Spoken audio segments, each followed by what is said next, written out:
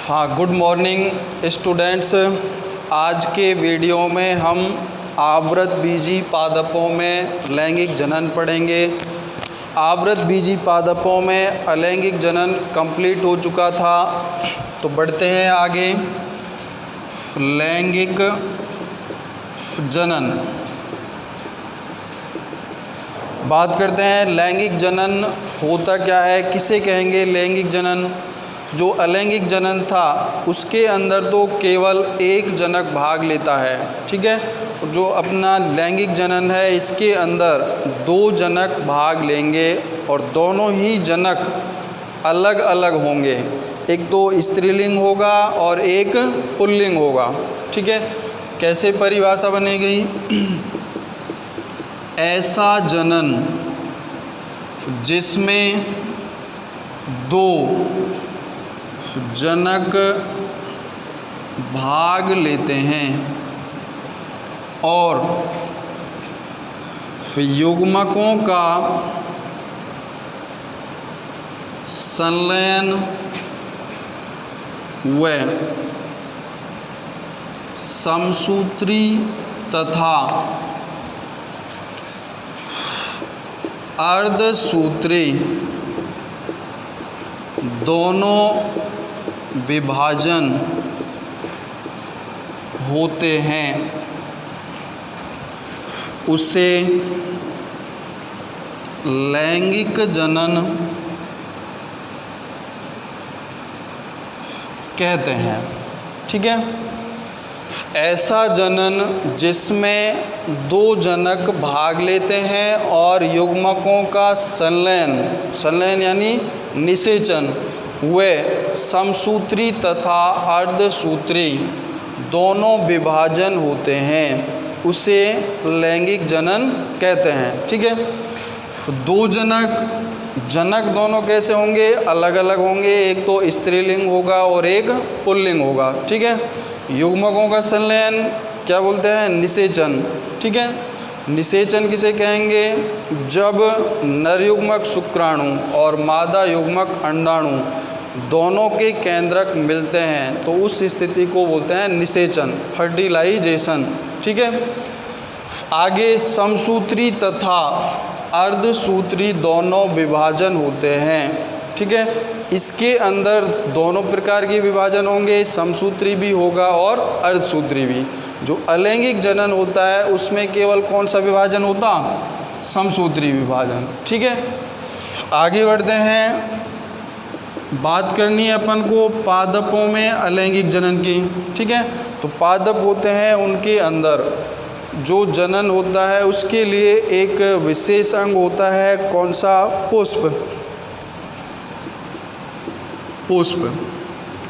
पुष्प के अंदर ही जनन की क्रिया होगी, ठीक है। जो पादप होते हैं उनके अंदर दो प्रकार के भाग होते हैं। पादपों में दो प्रकार के भाग होते हैं। एक तो होता है कायिक भाग, ठीक है। दूसरा भाग होता है जननिक भाग, ठीक है। कायिक भाग में कौन कौन से भाग आएंगे पादप के? एक तो होता है जड़, तना और पत्ती, ठीक है। जो जननिक भाग होगा, जो जनन में भाग लेगा, वो होता है पुष्प,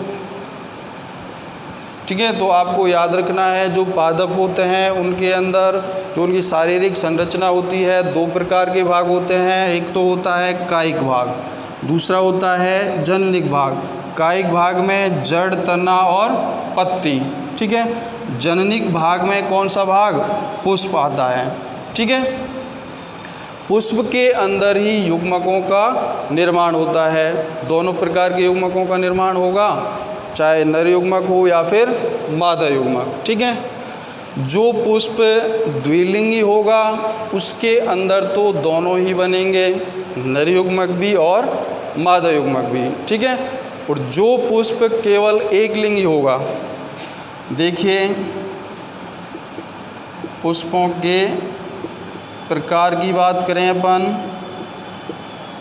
तो दो प्रकार के होते हैं। एक तो होता है द्विलिंगी, ठीक है, इसको अपन और बोलते हैं उभयलिंगी, उभयलिंगी।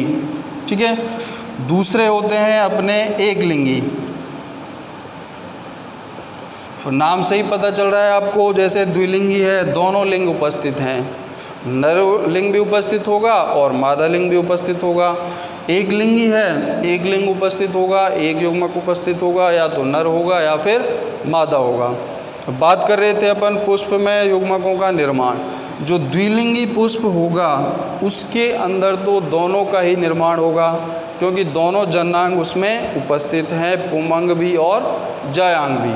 ठीक है, एकलिंगी है, जौन से प्रकार का वो होगा, अगर नरलिंगी है तो नर युग्मक का निर्माण होगा, मादा लिंगी है तो मादा युग्मक का निर्माण होगा। ठीक है, आगे बढ़ते हैं।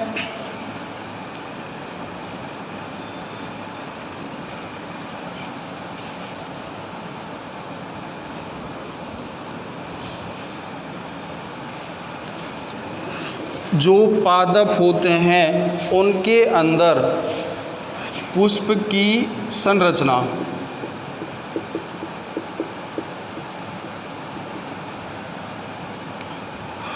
पुष्प एक रूपांतरित प्ररोह होता है। इसका मतलब क्या होता है? रूपांतरित, परिवर्तित होता है एक रूप से दूसरे रूप में। प्ररोह किसको बोलते हैं? तने को। किसको बोलते हैं? तने को। ठीक है, जब भ्रूण और बीज से नए पादप का विकास होता है तो उस स्थिति में बीज के अंदर दो भाग होते हैं। एक तो होता है प्रांकुर, प्रांकुर, और एक होता है मूलांकुर। ठीक है, जो प्रांकुर वाला भाग होता है इससे तो होता है तने का निर्माण, तने का निर्माण। ठीक है, और जो मूलांकुर वाला भाग होता है इससे होता है मूल या जड़ का निर्माण। आपसे पूछे कोई तने का निर्माण कौन से भाग से, तो कौन से वाले भाग से? प्रांकुर से। ठीक है, मूल का निर्माण कौन से भाग से, तो कौन से भाग से? मूलांकुर से। ठीक है, तो जैसे नए पादप का विकास होता है तो तने का विकास होगा, तने पर क्या बनेंगे? फिर शाखाएं बनेंगी, टहनियाँ बोलते हैं जिनको। ठीक है, उन शाखाओं से लास्ट में चल के किसका निर्माण होता है? पुष्प का निर्माण होता है, जिसमें लैंगिक जनन संपन्न होता है। ठीक है, तो अपन बोल सकते हैं पुष्प एक रूपांतरित प्ररोह है। जो तना है, प्ररोह है, उसका ही रूपांतरित रूप है एक पुष्प। ठीक है, आगे बढ़ते हैं। तो पुष्प एक क्या हो गया? रूपांतरित प्ररोह हो गया। यह है पादप का जननांग होता है। इसकी संरचना में यह जिस भाग से पादप की शाखा या टहनी से जुड़ा होता है उसे पुष्प वृंत कहते हैं। इसकी संरचना में अंडाशय के नीचे एक फूला हुआ भाग होता है जो पुष्प के अंगों को धारण करने का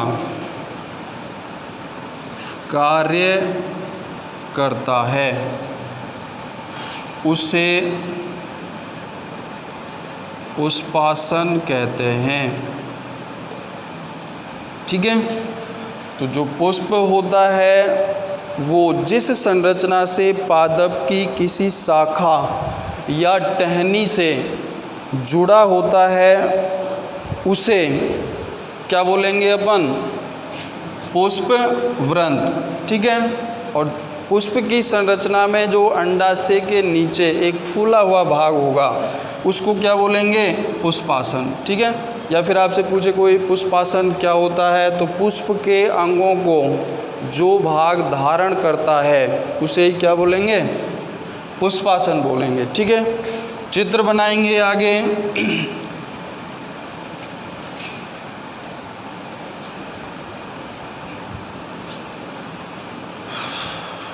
देखिए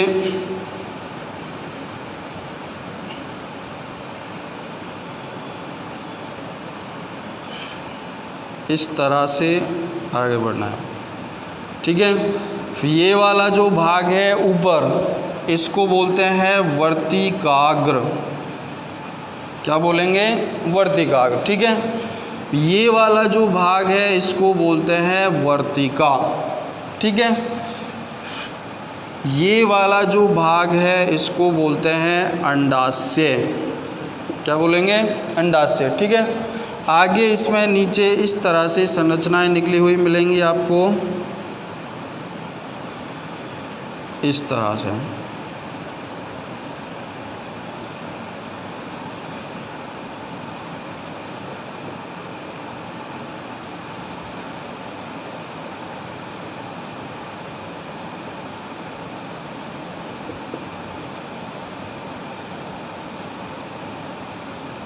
ऐसे।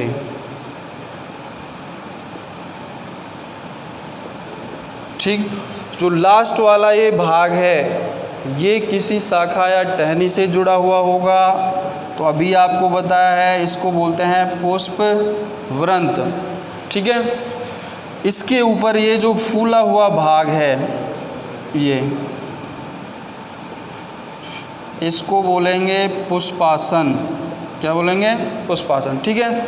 इसके बाद में ये वाली जो संरचनाएं हैं त्रिभुजाकार दिखाई दे रही हैं आपको, इनको बोलते हैं बाह्य दल। ठीक है। ये मिलकर बनाते हैं बाह्य दल पुंज। ठीक है। इसके बाद में ये जो ऊपर संरचना है इनको बोलते हैं दल। क्या बोलेंगे? दल। और दल मिलकर क्या बनाते हैं? दल पुंज। ठीक है। आपसे पूछे कोई दल पुंज किससे मिलकर बना होता है, तो किन से बना होगा? दलों से। आपसे पूछे कोई बाह्य दल पुंज किन से मिलकर बना होता है, तो किससे?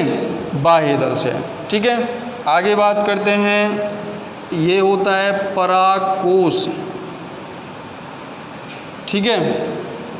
ये जो हिस्सा है ये, इसको बोलते हैं योजी। ठीक है। ये जो हिस्सा है इसको बोलते हैं पूतंतु। ठीक है। आगे आपको एक गोलाकार संरचना दिखाई दे रही है, इसके अंदर इस तरह से संरचना मिलेगी आपको, ऐसे। ठीक है। इसमें अंदर बीज लगे होते हैं इस तरह से, ऐसे।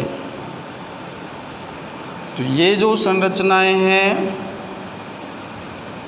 इनको तो बोलते हैं बीजांड। ठीक। इसके अंदर जो ये संरचनाएं हैं इनको बोलेंगे बीज। ठीक है। दोबारा से देखो एक बार, ऊपर वाली ये जो संरचनाएं हैं इस तरह से वर्तिकाग्र, नीचे वर्तिका। ठीक है। इसके बाद में अंडाशय। अंडाशय के अंदर क्या क्या उपस्थित? बीजांड और बीज। ठीक है। इधर से ये संरचना, ऊपर ये जो संरचना आपको दिखाई दे रही है पालियों के रूप में, इनको बोलते हैं परागकोश। ठीक है। परागकोश जहाँ से जुड़े हुए हैं इस भाग को बोलते हैं योजी। ठीक है।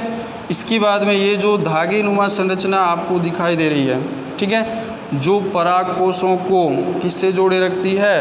पुष्प से। ठीक है। उसको बोलते हैं पूतंतु। ठीक है। ये धागे नुमा जो संरचना है। तो आगे बढ़ते हैं, जो पुष्प की संरचना होती है उसके अंदर मुख्य रूप से दो भाग होते हैं। एक तो होता है आवश्यक चक्र, आवश्यक चक्र, ठीक है। दूसरा होता है सहायक चक्र, ठीक है। आवश्यक चक्रों को क्या बोलते हैं और जनन चक्र बोलते हैं इसको, ठीक। परागकोश, योजी और पूतंतु, ये तीनों मिलकर बनाते हैं नर जननांग पुमंग, ठीक है।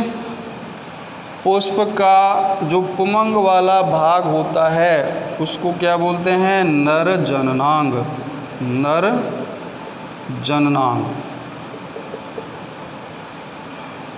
ठीक है। पुमंग का निर्माण किन से? पुंकेसरों से, ठीक। और एक पुंकेसर की संरचना में 3 भाग होंगे, परागकोश, योजी और पूतंतु, ठीक है। इनसे मिलकर तो क्या बनता है? पुंकेसर बनता है, और पुंकेसरों से मिलकर क्या बनेगा? पुमंग बनेगा, जिसको क्या बोलते हैं? नरजननांग, ठीक है। इधर देखिए, अंडाशय, वर्तिकाग्र और वर्तिका, ये तीनों मिलकर क्या बनाते हैं? मादा जननांग।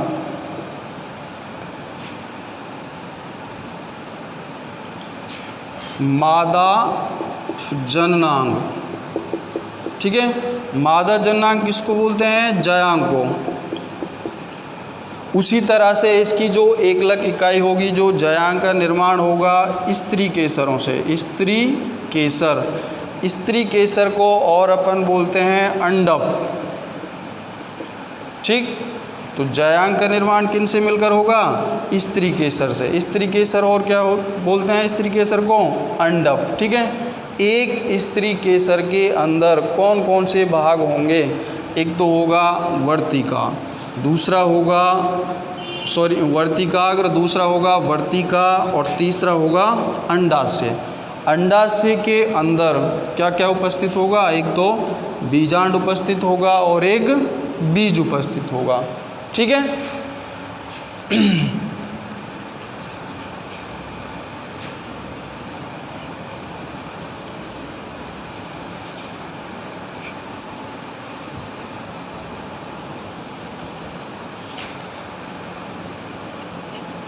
हाँ, तो कितने प्रकार के चक्र बताए आपको? 2 प्रकार के, पुष्प, ठीक है। एक तो सहायक चक्र, दूसरा आवश्यक चक्र, इसको जनन चक्र बोलते हैं, ठीक। जो सहायक चक्र होता है इसके 2 भाग होते हैं। एक तो होता है बाह्य दलपुंज, ठीक। दूसरा भाग होता है दलपुंज, ठीक है। बाह्य दलपुंज मिलकर बने होते हैं बाह्य दलों से, या फिर इसको बोल सकते हैं एकलक इकाई क्या होगी इसकी? बाह्य दल, ठीक। उसी तरह से दलपुंज की बात करें, इसका जो एकलक इकाई होगी दल, क्या होंगे? दल, ठीक है। आवश्यक चक्र में आपको भी बताएं 2 भाग, एक तो होता है पुमंग, ठीक। दूसरा जयांग। पुमंग किससे मिलकर बनेगा? पुंकेसरों से, पुंकेसर, ठीक है। और जो पुंकेसर होगा इसके अंदर 3 भाग होंगे, एक तो परागकोश, एक होगा पूतंतु और एक होगा योजी, ठीक है। उसी तरह से जो जायांग है ये जो मिलकर बनेगी स्त्री केसर से, स्त्री केसर। स्त्री केसर को और अपन बोलते हैं अंडप, ठीक। स्त्री केसर के भी कितने भाग? 3 भाग होंगे मुख्य रूप से, एक तो वर्तिकाग्र, ठीक।